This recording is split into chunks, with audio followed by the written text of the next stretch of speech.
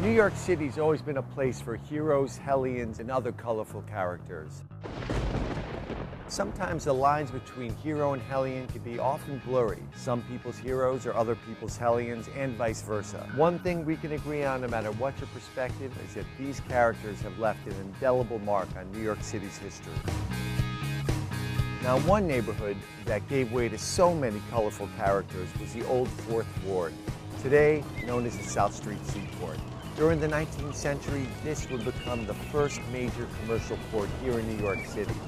Many historians often refer to this as the first World Trade Center.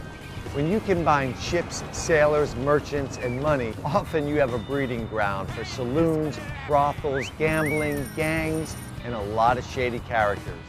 That brings us to 273 Water Street. This 3-story brick structure is the 3rd oldest in Manhattan, and to many represents the heart and soul of Water Street's depravity during the 1860s.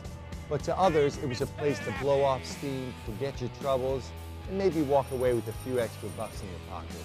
Kit Burns was one of the leaders of the notorious 19th century gang, the Dead Rabbits. Everything in Kit's upbringing would prepare him for his venture here. As a young boy, Kit learned to work illegal prize fights under the tutelage of bare-knuckle boxing champ Yankee Sullivan. Kit would carry on the tradition of violence he grew up with when he purchased this building right here in 1862. Kit would open the Sportsman's Hall, where drinking, prostitution, gambling, and bare-knuckle boxing was a nightly event. But Kit would take things even one step further. Rat baiting was one of the most popular games, where sportsmen would wager on how many rats a terrier could kill in an allotted amount of time. Kit Burns kept a stable of rat-baiting champion terriers right down here in this basement. Kit's rat pit sat right above our heads on the ground floor. It is said that it could fit up to 500 paying customers. With that kind of business, they were daily runs to collect large burlap bags of wharf rats.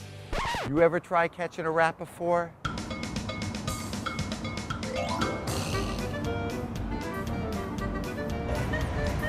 Come here, you little bucket. Come on. Come here. By 1868, there was a huge movement to clean up the 4th Ward. Local churches were holding revival meetings in hopes of swaying people back into the realm of decency. When Kit was asked if they could use his rat pit for sermons, Kit kindly obliged, for the right fee, of course. One day during one of their sermons, Kit turned to one of his pals and said, "These fellas are making a pulpit out of my rat pit, and I'm gonna christen it again." He then began pelting the clergy with rats. So what finally brought Kit down? Diphtheria. Kit would die at the ripe old age of 39 years old. Today, the old rat pit has gone the way of everything else in Manhattan. Luxury condominium. Hey guys, hope you enjoyed this story. Hopefully we'll see you soon on this tour of heroes, hellions, and other colorful characters.